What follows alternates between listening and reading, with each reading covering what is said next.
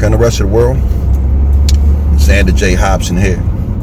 This here is another episode of The Devil's Advocate, brought to you by the Brilliant Artists Movement. Before we go any further, please like, hate, subscribe, and share this video. Even if it's no more than go fuck yourself. We're trying to build up our numbers. As many of you know, that I publicly support Dr. Umar Johnson. And although there's a lot of people out there calling Dr. Umar Johnson a fraud, I stand up to these individuals because Dr. Umar Johnson is a man much like myself. So with that said, right, I am releasing a string of videos that I'm going to make into one whole video and into several different parts, and maybe as many as 10, of my spirited defense against a gentleman whom I just met by the name of TAZ the GOAT. So with that said, folks, enjoy the videos, and please make sure you leave comments so that, you know, I'll know what you guys think of my spirited defense of Dr. Umar Johnson. Bam! The education of young black boys is very important. And so let's start there, you know what I'm saying? I'll let you tell me what it is about my position on Umar that you disagree with me on. Well, listen, to be totally honest with you, right? I need to hear your position on Umar because I was looking at a 3-minute clip of yours, and you said something about Umar thought he was talking to your wife. So I didn't get the full gist of it, of what you said. I just know that you had an open challenge open to the Kevin Samuelites, and I said, well, I could care less about Kevin Samuels, but I would like to hear the brother's position on Umar because I know I feel a certain way about Umar because of the work that he's doing in the community and the spreading of Pan-Africanism. And as a result of that, I have a genuine fondness for this man. So again, what you said about Umar, I really don't know because again, from a 3-minute clip, it would be unfair for me to comment on it until I actually hear your position. Okay, I got you. So my position on Umar starts with Pan-Africanism. It's that Pan-Africanism is not something that's conducive for the Black American. It's literally a position I'm against ideologically. But when it comes to Umar, I feel like the school thing has been it's been in the air now, at least in most of social media circles, for 7 years. It's been traced back as far as 10 years, but since most people know about the last 6-7 years.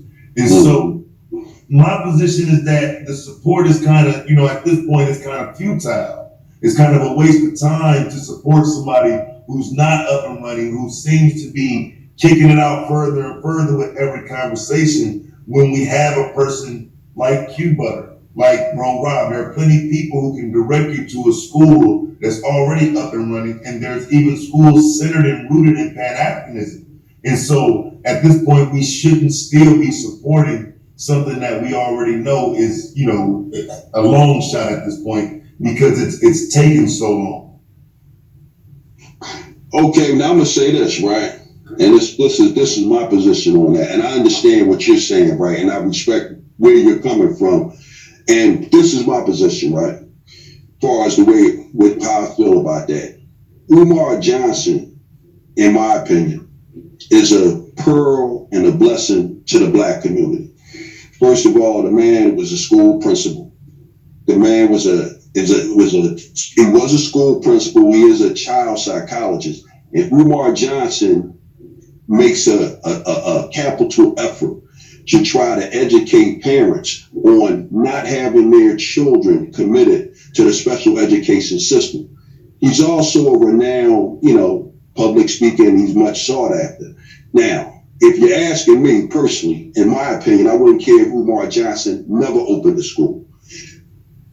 Umar Johnson, if people, donated money to the cause and Umar Johnson had to use that money for his own personal expenses, so be it. Now, I'm saying that to say this. When people are fond of a person and people believe in a person's journey or the mission that they're putting out, hey man, that's that, hey man, take this, man, good luck, best to you kind of money. So again, it bothers me, right, when I hear people attack Umar about the money and all of that old kind of stuff, because personally, I think the man's heart is in the right place, A.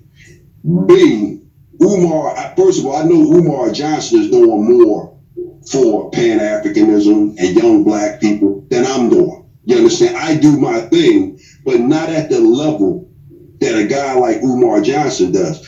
Now, for example, right, you take Malcolm X. Malcolm X was out there soldiering hard in the street. In the meantime, guys like Bumpy Johnson and a lot of the other brothers who was hustlers, their disposition was like, well, Malcolm, that's not what I'm about, but I respect the fact that you're about that, and because you're about that, I ain't got nothing but love and respect for you. So that's my position with Umar Johnson, and that's why I'm really indifferent. Now, from what I gathered, Umar Johnson, he did purchase a building down in the Wilmington, Delaware area, which is maybe like about 30 minutes south of Philadelphia. So, you know, he does have a school and, you know, at least the building, and he's starting to put things in motion. And fortunately for him, he was able to squelch, you know, a lot of the haters. But again, my position is I personally wouldn't care if he never opened a school, and every dime that he gets, hey man, that's just part of the mission that he's on. You know what I mean? Well, seeing that, okay, so the problem that I would have with that is the promise of what he said he was going to do with the money. The collection of money has always been rooted in, I'm going to open up a school. Now, for me, if, let's say he would have been doing online classes or even a smaller version of a school, it might be more acceptable at this point, but we're looking at someone who has not done anything with young boys. It's more about coming together and bringing these things together for adults. And again, like you say, it's okay to talk to parents and whatnot, but he wasn't in this to just simply be a person who talks to parents. He was supposed to be the lead educator of a school that he collected money for. The promises are the problem, and so when you say you don't care if he open it, doesn't that give him the ability to collect money for another 5 years and never do the initial promise? The initial promise was the school. It wasn't that he would be a world speaker or any of that. The promise was the school. That's how he got on the map. So doesn't he have to still at some point open the school, or we say he didn't do what he said he was going to do? Because this money, I mean, again, this money just disappears and there's no oversight. You know what I'm saying? He collected it for the school. Well, and again, I totally, everything that you're saying, you're making some solid points, right? But the flip side is this, and this is me looking at it from my perspective. Sometimes the mission can change. Now, as far as the school go, again, from what I gathered through my sources, Umar Johnson, he has the buildings, and it's all in motion. Now, again, I know personally, like I said, you understand one thing, Taz. I don't know Umar Johnson from a can of paint. I only seen him once in my life. I've been following this man on YouTube, and the things that he says out his mouth, it resonates with me. The same way how me and you connected when listening to your conversation, what you say resonates with me. Now, with that said, right, Umar Johnson has all the signs and symptoms of a guy that's trying to do the right thing, A. B, when I look at Umar Johnson, I know Umar Johnson is dealing with certain trust issues. And because Umar Johnson is dealing with certain trust issues, Umar Johnson is trying to do this scenario. What he's trying to do, he's trying to do it his way. Now, Umar Johnson is educated in how schools operate. Now, I don't know anything about how schools operate. I'm just speculating, and I'm going by what limited experience that I have in bureaucracy.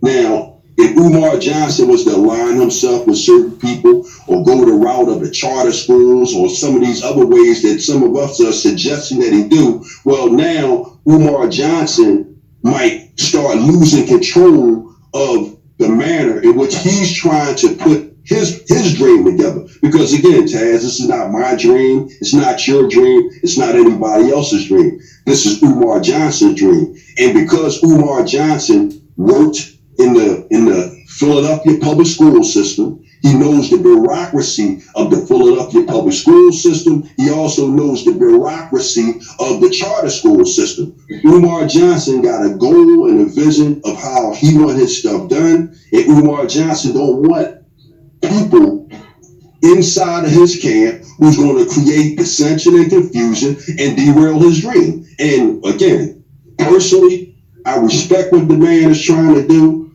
His heart is in the right place. His work is proven. And again, for me, I wouldn't care if he never opened up a school. I wouldn't feel like he cheated anybody or lied and deceived anybody. The man is on a mission. And if you're asking me, man, the guy's the salt of the earth. See, so you say his work is proven. Now, for me, it's not. And again, it's because when you say that you're going to do this for young boys 10 years ago and it's still not in fruition, okay, that means he hasn't reached his goal and his vision is still there, but we don't have a lead up to it. So he can't have more trust issues than the people who follow him and trusted him. So I mean, I agree that there may be some trust issues, but the people who are supporting you they should be the ones with the trust issues because you still have yet to do it. This is his dream. We're looking at people who are supporting his dream. And so if you're going to tell us that you're collecting money for it, you see it, you visualize it, you painted a picture for it. We've seen him walk on multiple campuses. We can't say he's trying to do the right thing when he's not even notifying us of a mission change. Because like you said, it can't change. But you got to notify us that the mission has changed. Hey, Chaz, now I'm going to say this, right?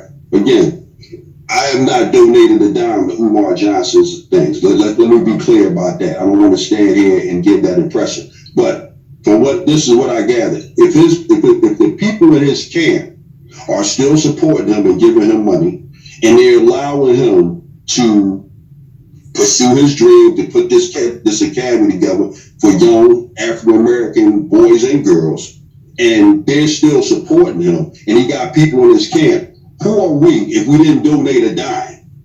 See, this is what it's more like. See, the people you hear crying out, these ain't the people that donated money. You haven't heard too many people say, well, I donated $5, $10, $15,000 to Umar Johnson, and he hasn't followed through yet. 9 times out of 10, the people who you hear complaining and bitching, they're the ones that ain't donated dime. You understand what I'm saying? So that's the thing. If we haven't been a part of the solution, man, we really only been a part of the problem. If we stand on the sideline complaining, but here it is, we complaining that, man, what do you do with the money? But here it is, the people who gave him the money, they ain't even complaining. Well, see, I would disagree with that because a lot of the people that have given him money are the ones talking. And then I would say the people who hear that are the ones speaking out. Because I know people who've sent money, and again, some are still sending it, some are still supporting. But the question becomes, how long are you supposed to send money? How long are you supposed to follow? Because like you're saying, he doesn't have to open a school, but he's making the promise of it. So this is a perpetual gathering of money and congregating online based on something that he never has to do because he hasn't said the mission changed. So that means he can carry this on forever, saying he's going to open a school but never has to, but he'll get credit then for being a speaker. You know what I'm saying? Because I don't know how him being a speaker or talking to parents or any of that equates to the promise of the school. Well, and again, what you're saying right there, that's Sam. I respect that. Now, number one, I believe with every fiber of my being that Umar Johnson is going to open a school. That's number one. Number two, as a speaker, as a counselor of the children and being one of the lead Pan-Africanists that go around the world trying to spread Pan-Africanism, man, he's worthy of compensation for that. You understand what I'm saying? He's worthy of compensation for that. If he walks onto a campus or he goes somewhere and mentors children, even if the people don't compensate him directly for that, sometimes the compensation come on the back end. Now, I'm not a spiritual guy. I'm not a church guy, but I do have some familiarity with the scripture.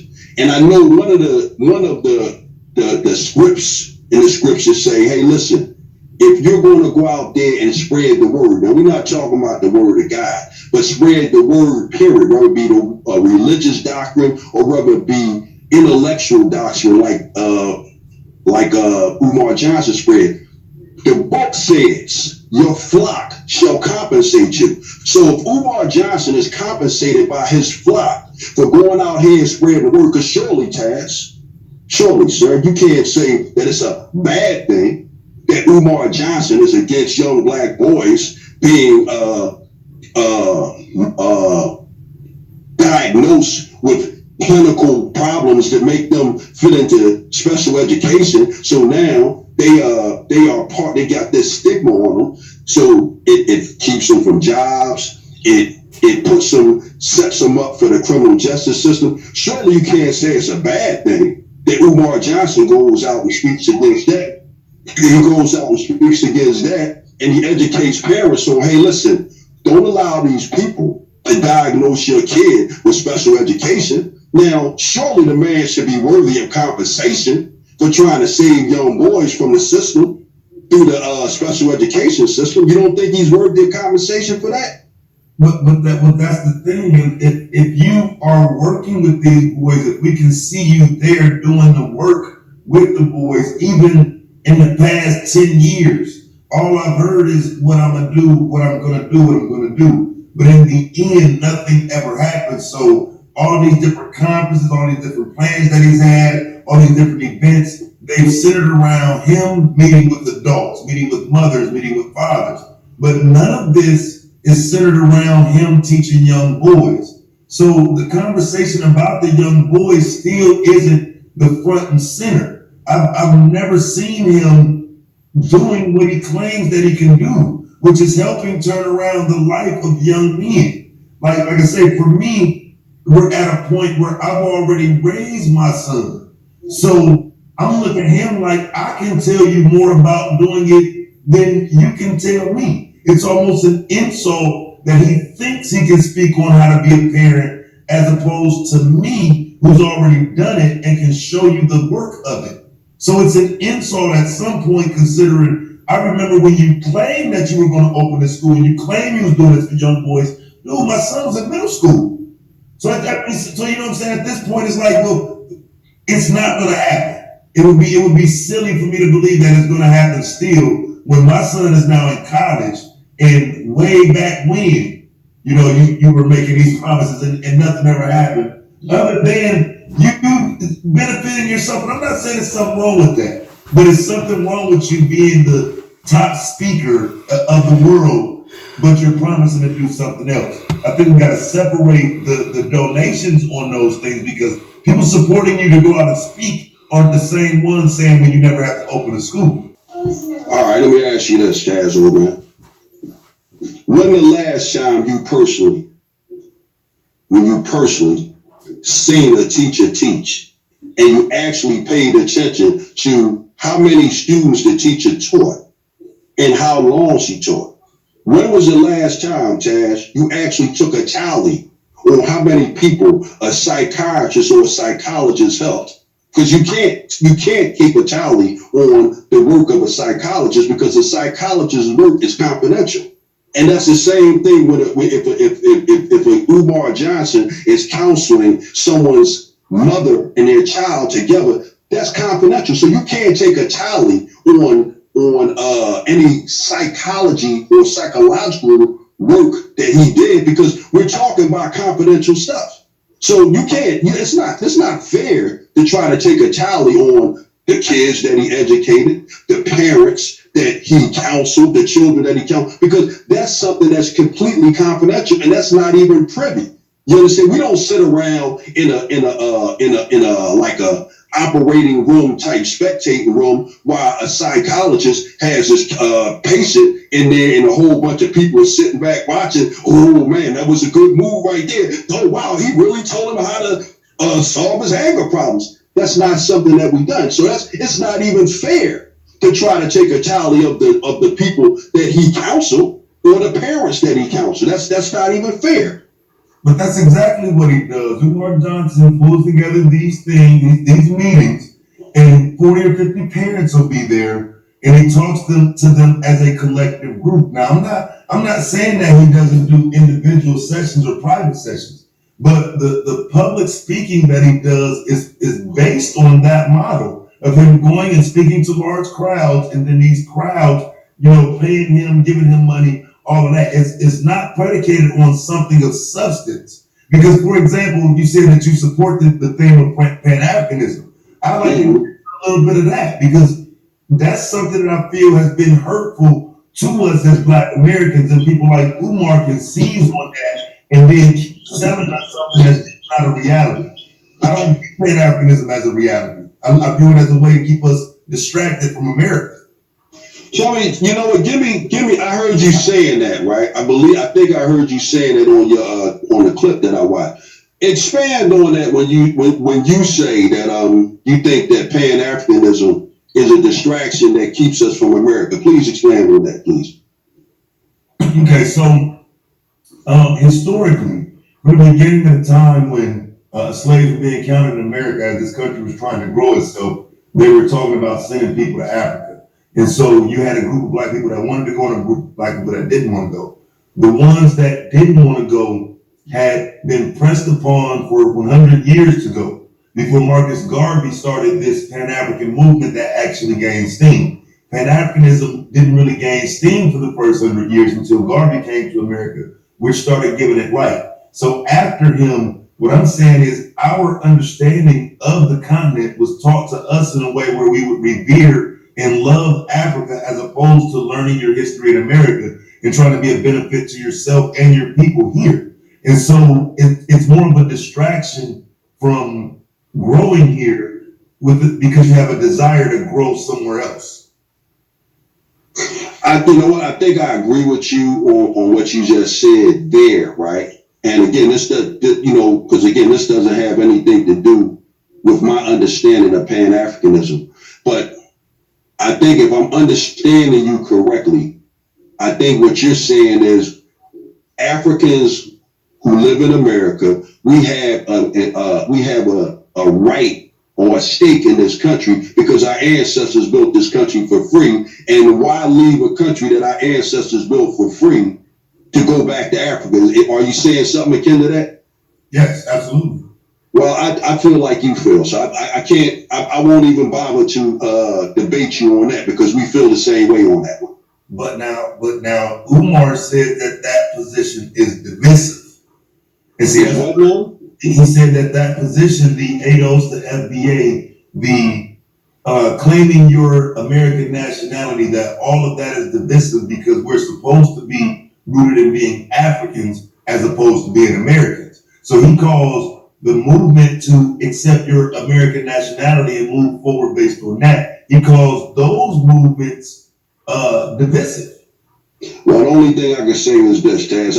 I agree with Umar on the things that I agree with him on, but I'm not going to agree with him on everything. And when it comes to something like that, I can't agree with him on that because, again, for me, I believe that our ancestors built this country for free. No, I believe it's a fact that our ancestors built this country for free. And I believe that we have as much stake in this goddamn country as anybody else, in fact, more. So again, for me, that's not a point that I'm even willing to debate with you because, again, I feel as you feel on that.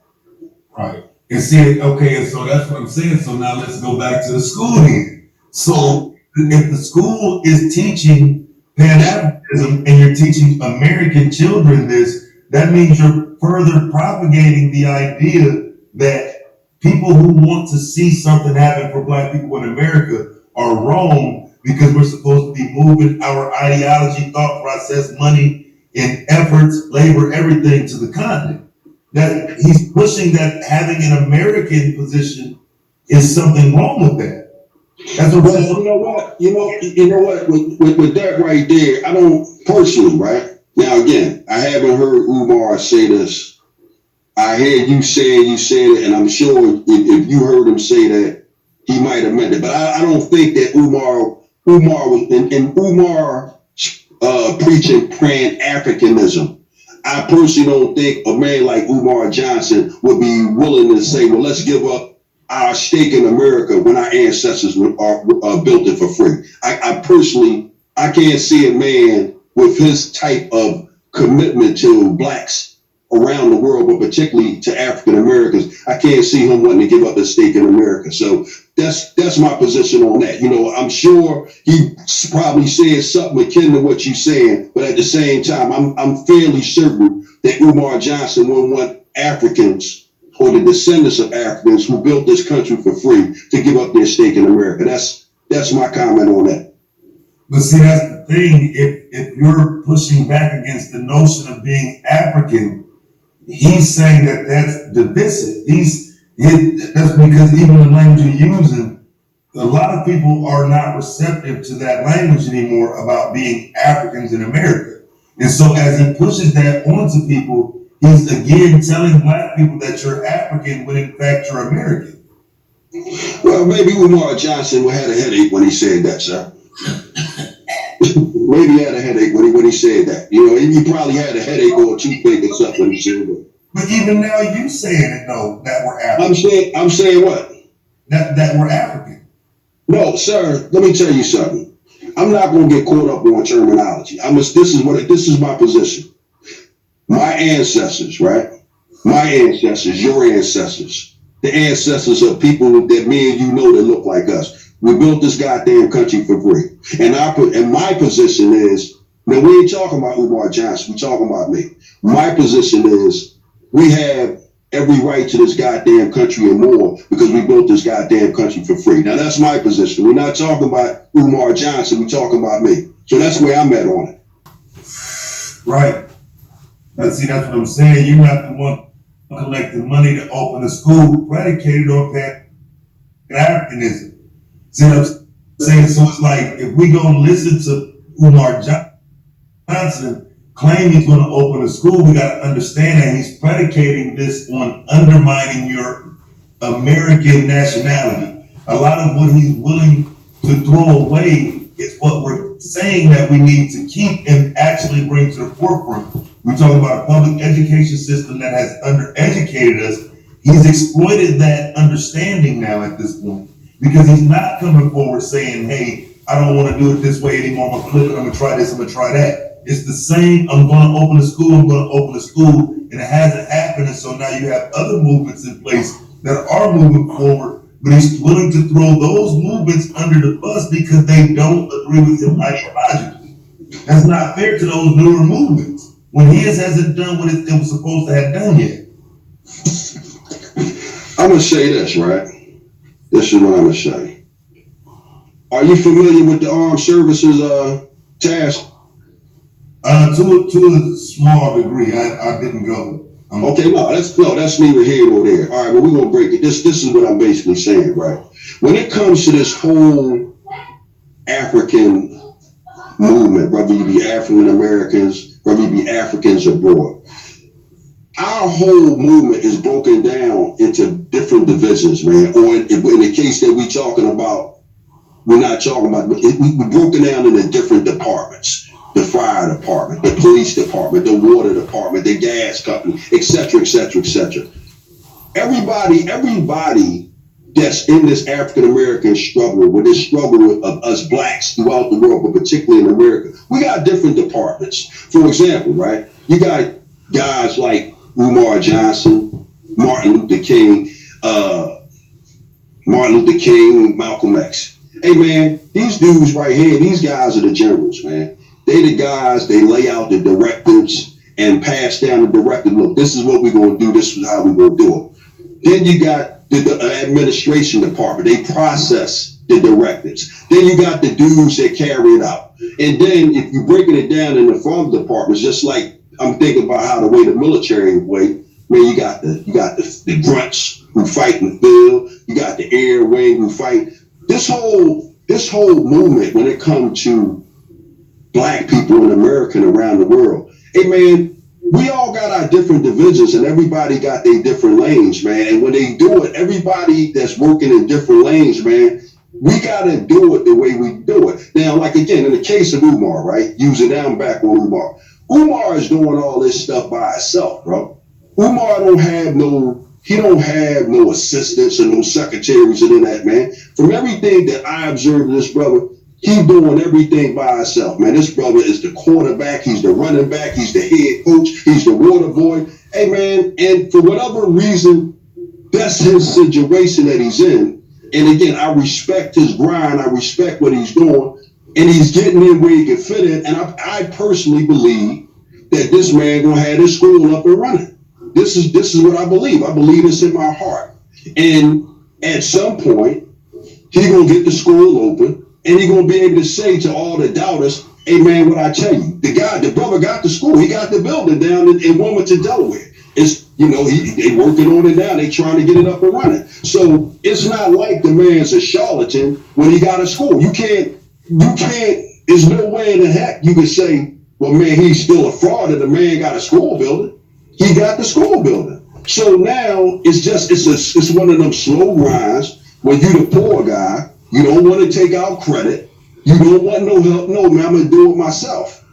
Hey man, that's where the brother at. He got the school, he slowly put it together, and man, next thing you know, he gonna be, because he already could say, I told you so to people now, because he has the school. So when he opened it up, right, when he finally opened the school up, and he get the first line of students in there, now what's gonna be the argument then?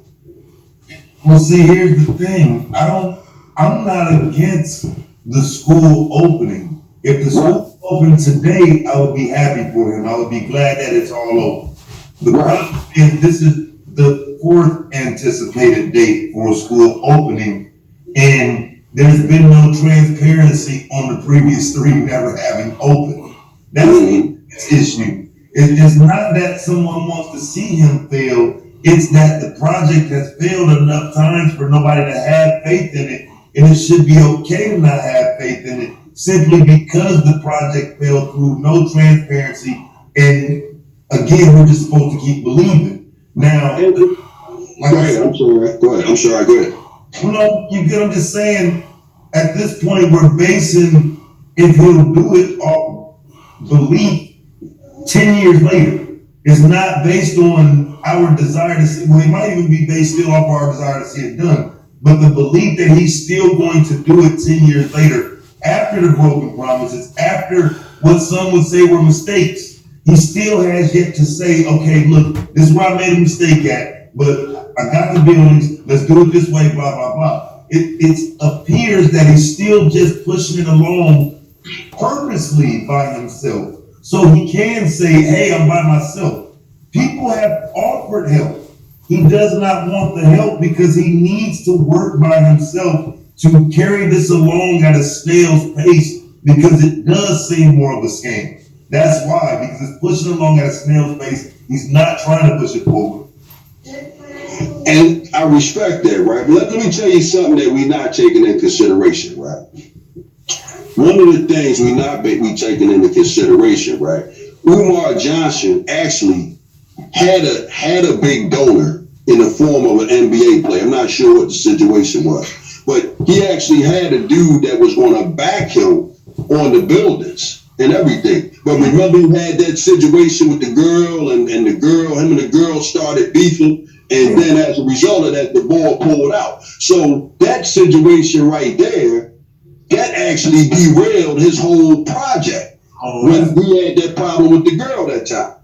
No, that's bullshit. Because that's when I came into, that's when I initially saw this. And so you would have to name the NBA player who withdrew funding. Otherwise, it sounded like bullshit. To me, back then, that sounded like more of a reason to keep it going, to come out and ask another group for another set of money.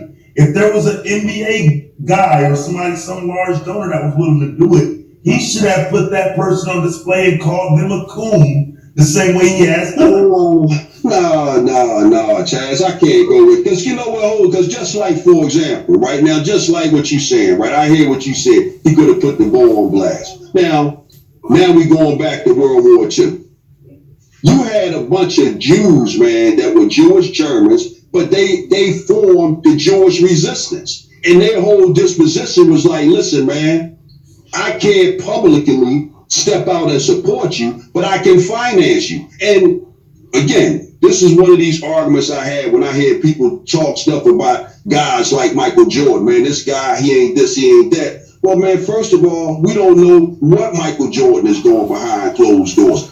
And in the case of this NBA player who was going to support Umar Johnson, who he believed there was no NBA player, hey, man, dude might have been on the same vibe. Because, again, Taz, it's not like you and I both don't know that you got certain dark forces that's controlling our brothers and sisters that's making a whole lot of money. And if you want to keep on making this money, we need you to have the social consciousness of a baked potato. So, no, I believe when he said that he had somebody that was going to back him, when the man said, I believe it. But once again, when the thing jumped off with the girl, it's like, oh, you know what, man, this thing looked too messy. Maybe I better step away from that. Now, this is how I feel about that, based on the fact that you do have people that make solid donations to other people. And it's like, nah, man, I'm cool. I don't need my name in the paper. I see what you're doing. Here you go. Here go a little something for you. That's how I feel about that, man. Have you ever heard of Q-Butter? I heard you mention Q-Butter. I don't know anything about Q-Butter, but I heard you mention it on your cast when you said that Umar Johnson thought you was your wife. Right. So I don't have what was that? What was it? It was on Instagram. I don't have Instagram, so I see him pop up live on Instagram and start going there and fucking him on her phone. But what I was saying to him was that Q-Butter is open. Q-Butter is a nigga that's younger than me. Open it up. He went to college and whatnot, and really has the he has the know-how. He has the understanding. The thing that lacks is the funding, because this is a man doing it by himself for real. Years ago, it is in operation, started with a handful of students, and now has grown to 200 plus students. Doing it online, following all the new protocols that they have in place that would allow for him to open and operate his institute online. Having said that, what Umar does, instead of throwing resources and support behind him, it tries to undermine him. He tries to undermine a man that already has a school up and running. He diminishes the school. He diminishes what Q-Butter's knowledge is. He diminishes everything he can about this, because this is already up and running. This school runs on Pan-Africanism, RBG, the whole nine. And although I'm in agreement with the ideology, I'm saying the same school that Umar is claiming that he's going to open is already up and running, and he's trying to diminish it. That takes away from his credibility. Well, I'm going to say this, sir. We ain't going to agree on this. All right, that's where I'm at with it, man. We're not going to agree on it. I respect your right to feel how you feel, and I feel how I feel. You know what I mean? You're not going to change my mind about Umar Johnson. I'm not, whether I change your mind or not, I'm totally indifferent to it. But I will sum up my end of what I'm saying on this end.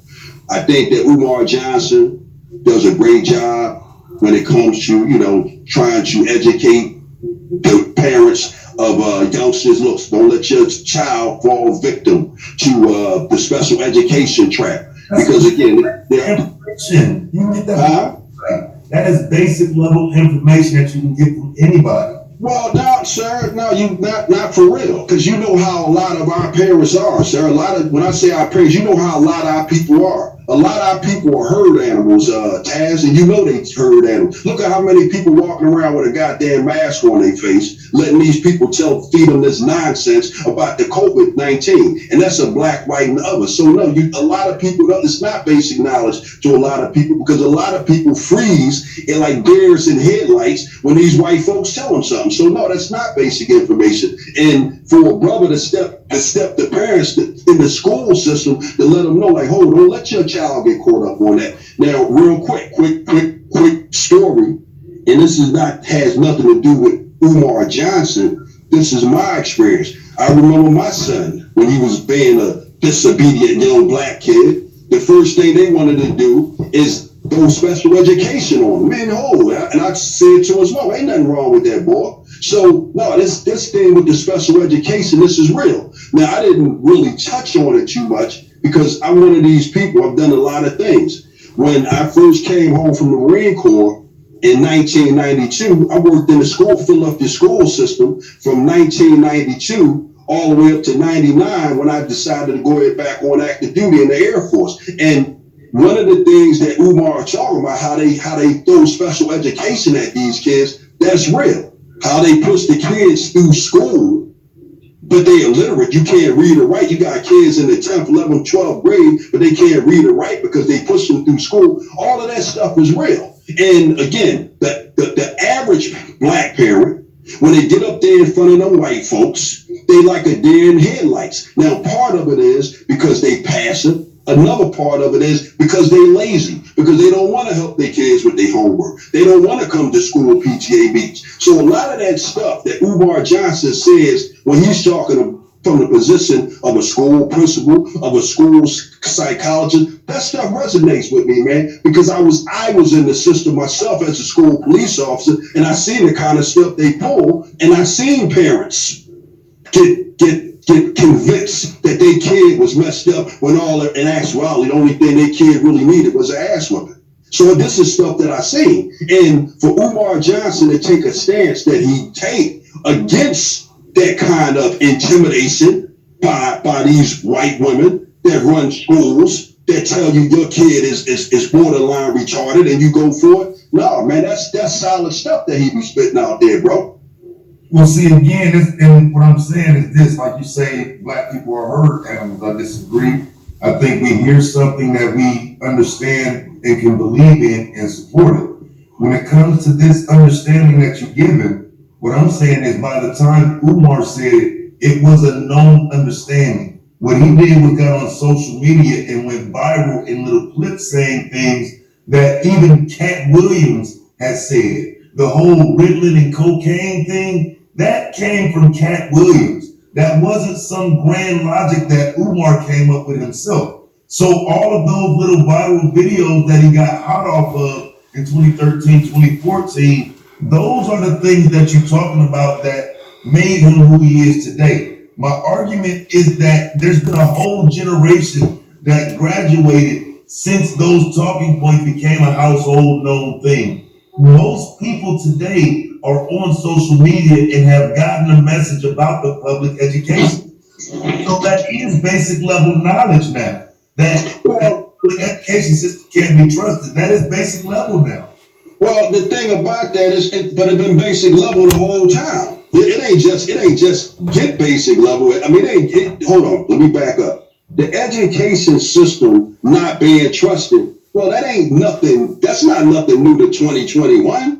The education system, when it comes to black kids, couldn't be trusted since we've been in school buildings. And one thing I'm going to add to the point, what's wrong with Umar Johnson parroting what Cat Williams said if what Cat Williams said is solid? See, it's nothing new under the sun. If I say to you right now, Taz, look both ways before you cross the street or you might get hit by a car. Hey, man, that's good advice. And it's nothing wrong.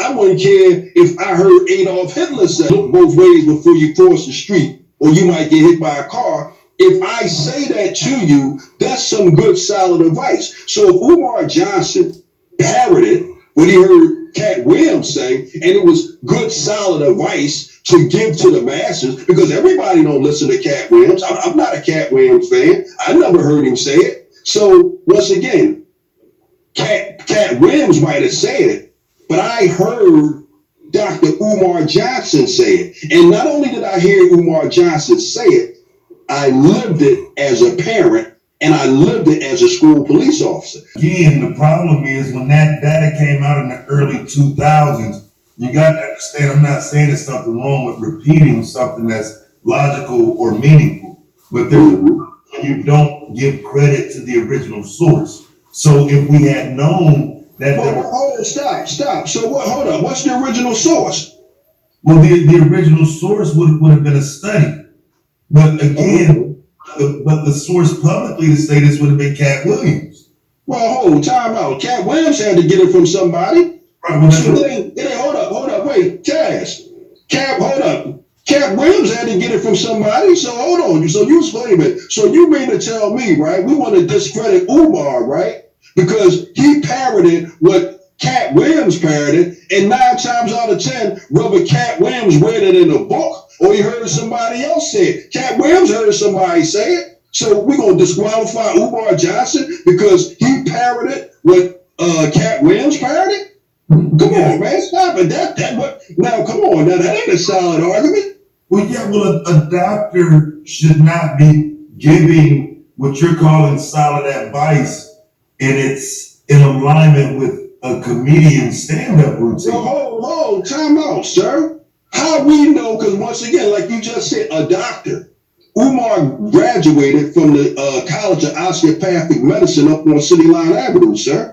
I mean, it's easy for you to say that Cat Williams said it, and maybe Cat Williams did say it a certain way that Umar found appealing, and when he said it like Cat Williams said. Well, how do you know, sir, or me, or anyone, that wasn't something that Umar Johnson studied in a book? How do you know that? How do you know that the same thing Cat Williams said, Umar Johnson heard a lecture from somebody who was lecturing him, and the guy that was lecturing him said it like Cat Williams said it, and then Umar Johnson said it like the doctor, who in all actuality was saying it like Cat Williams said it. We don't know that Cat Williams was the absolute source that Umar Johnson got the whatever he said from. The man could have read it in a book, or he could have heard it at a lecture, or he could have heard Cat Williams say it. Well, what I'm saying is the black community had already heard it though. So what? And once again, Taz, if I tell you to look both ways before you cross the street, hey man, the black community I'm sure everybody in the world heard that at least once. Hey man, look both ways before you cross the street. And what's wrong with that? That's my question to you. What's wrong with that? If the man reinforces, hey, don't let your kids get caught up in that special education. So what's wrong with that? How is that a bad thing if he's reinforcing something that's not good for the kids? How is that a bad thing? Well, because again, when it was said, these are the things that I said were okay. These were Bible clips that got his legacy started. These were the Bible clips that people supported that got him to where he is today. There was no pushback for those clips. That's what I'm saying about that is that was fine because that was the bar. That it wasn't, he had not said he was going to open up the school for 10 years at that point. So the bar was lower. He was literally creating the standard and understanding throughout the community that we have now. You know what I'm saying? He created that standard 10 years ago, and we're not holding him to the standard he created. We're not going to agree on this, sir. We're going to argue about this thing right here, sir, all the way up to next week, sir. And you might convince me that you're right, but you're not going to convince me that I'm wrong, sir. I'm going to tell you that right now. But that's what I'm saying. So it just sounds more like Philly love, though, man. Like y'all Philly. Well, that don't have nothing to do with that, man. Let me tell you something, bro. This is the real stuff, man. When it comes to, let's start with you. When it comes to you, my main man, George Macon, Umar Johnson, what I see, man, I see guys trying to do something, man. And I see guys trying to do something positive. Now, I don't know you from a can of paint. And to be totally honest, I don't know Umar from a can of paint. But I know when I see dudes that's on their grind and they going at it hard by themselves. Now, again, as me and you get to talk and we get to know each other, you'll learn through our conversations. Man, I'm a pretty hard-headed guy, man. I had to do everything the hard way. You understand? It ain't no easy way for me. I had to do everything the hard way. So when I look at a dude like Umar Johnson, right, and I see him going at it hard by himself, and we got to do it the hard way, man, I respect that grind, man, because I know what that grind look like, man, to be out there on the battlefield by yourself and you playing the whole goddamn football team. You the quarterback, you the head coach, you the water boy. I know what that look like. Isn't that just the picture he's painting? He's declining help. He's what now? He's declining help. He doesn't want help. And see, and hear me out on that one, right? I heard that because I was watching an interview with Lord Jamar. And like I said, man, I don't know what Umar got going on. I don't have any idea what Umar Johnson got going on behind closed. I'm just looking at this thing from the outside in. But let me tell you something that I know. I'm speaking from straight personal experience, man. I've been an entrepreneur my whole life, man. I've always been a mid-level entrepreneur. I never, what's the word I'm looking for? I never got invited to the big dance. And the reason why I never got invited to the big dance, because I know I want to do shit my way. And because I know I want to do stuff my way, man, I know that I'm gonna miss out on a lot of help. I'm gonna miss out on a lot of opportunities. But at the end of the day, I can smile and I say, you know what, man, I done it my way. I done it how I wanted to do it. I ain't have to compromise anything that I wanted to do and how I had to do it because I did it my way. Now, in the case of Umar Johnson, that might be his scenario. That's what it looks like to me. You know, every now and then I look at Umar and I see some chinks in his armor that I'm not going to discuss on this open air here. But at the same time, I see them chinks in his armor, but I also recognize, you know what, man, that's a brother that's trying to do it his way. And you know what? I respect his grind. And it's the same thing with me, Taz. This shit ain't been easy for me, man. I mean, I live a good life. You understand? But man, I had some chinks in my armor. And it's been a rough grind. Every now and then, I get a break. You understand what I'm saying? Somebody else's children, though, man. That's what I'm saying. That's the flaw. You saying what now about the kids? He can't do it his way.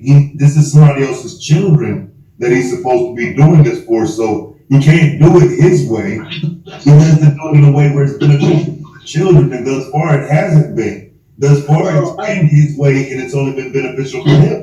Well, you know, I can't agree with you on that because once again, every child that this man has principled or he's counseled or he's counseled their parents on how to navigate them through the nonsense of the special education system or any other thing he might have navigated them through, he's helped them.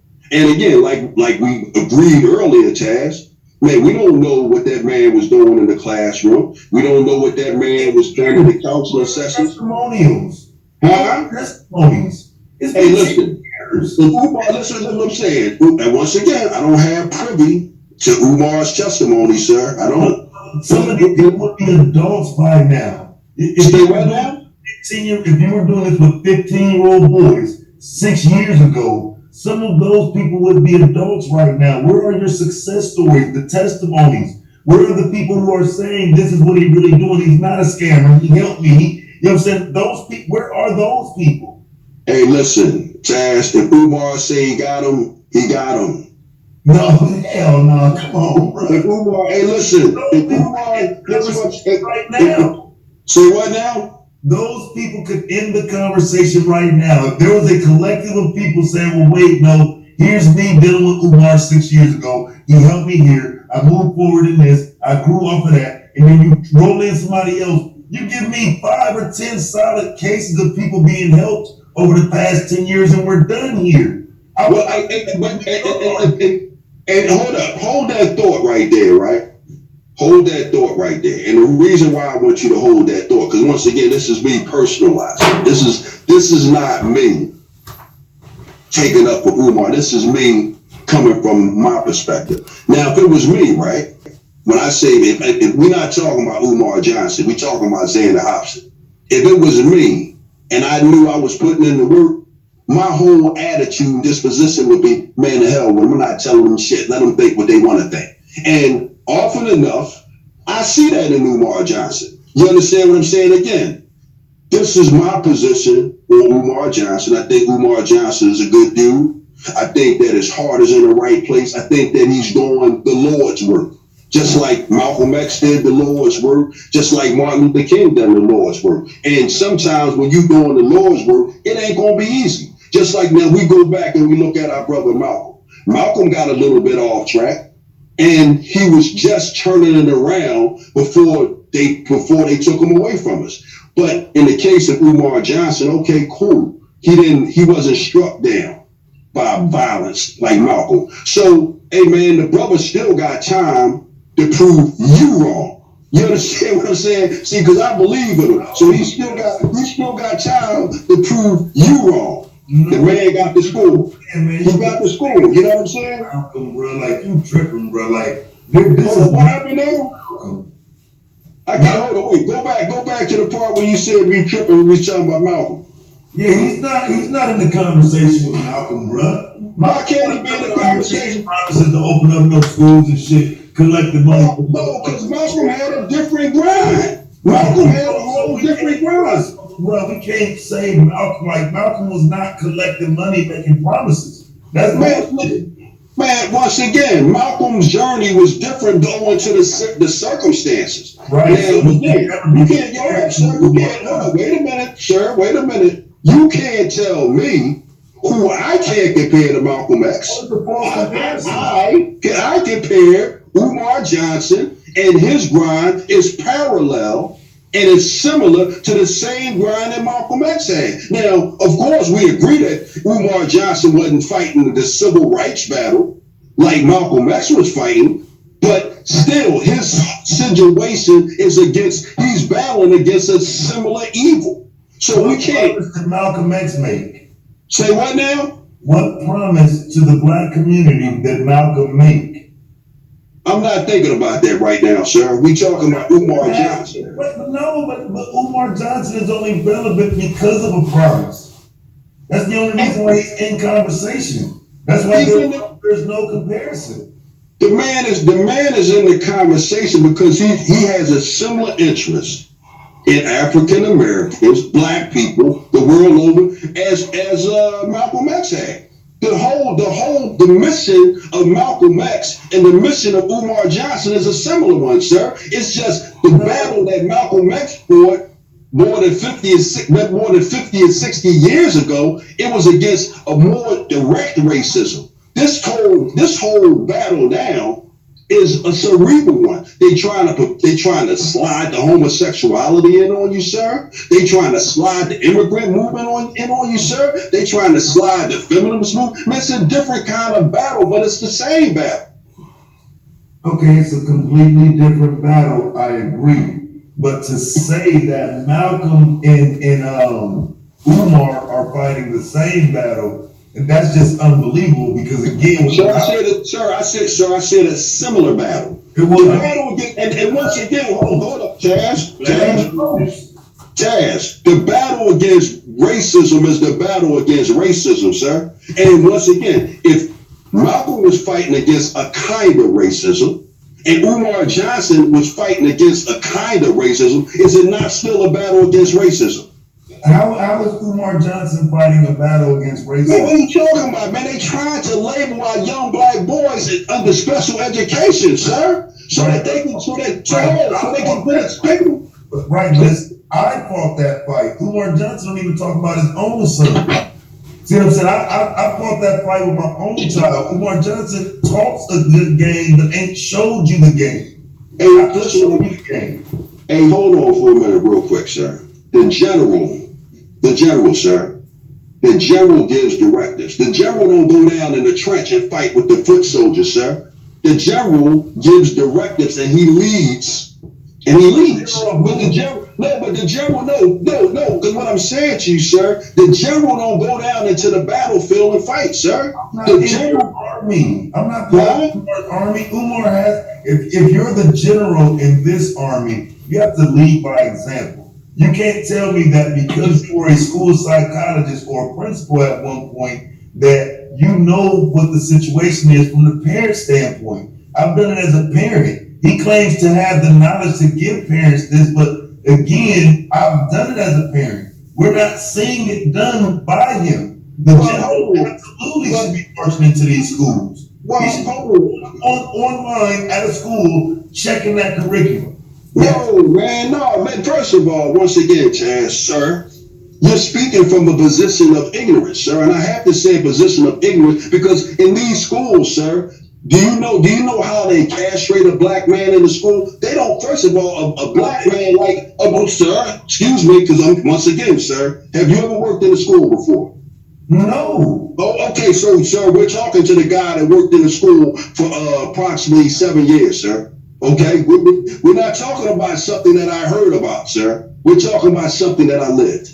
And black men like me, you, and Umar Johnson, we don't last in places like that, sir. Them whiteys will run guys like us out of there, sir. Because guess what? They don't like guys like us in there because we don't fit with the program and the agenda for the young black males, sir. No, they like us there initially, but once we start getting the whip of the bullshit that they be putting out there, sir, and the way they be trying to maneuver, and I wouldn't even want to be in the schools now, sir, with all with the homosexuality and all that shit. I wouldn't even want to be in the schools now. So I'm saying all that to say, sir, no, there is really no room for guys like us. And when I say us, I mean you, I mean me, I mean Umar Johnson, or any other black man like us. It ain't no room for us in them schools, sir. We can't function in the school. And a lot of that stuff that you see with Umar is a result from what he has experienced from being in them schools and dealing with the people that is creating all this madness and this chaos with our young black boys. I know for a fact,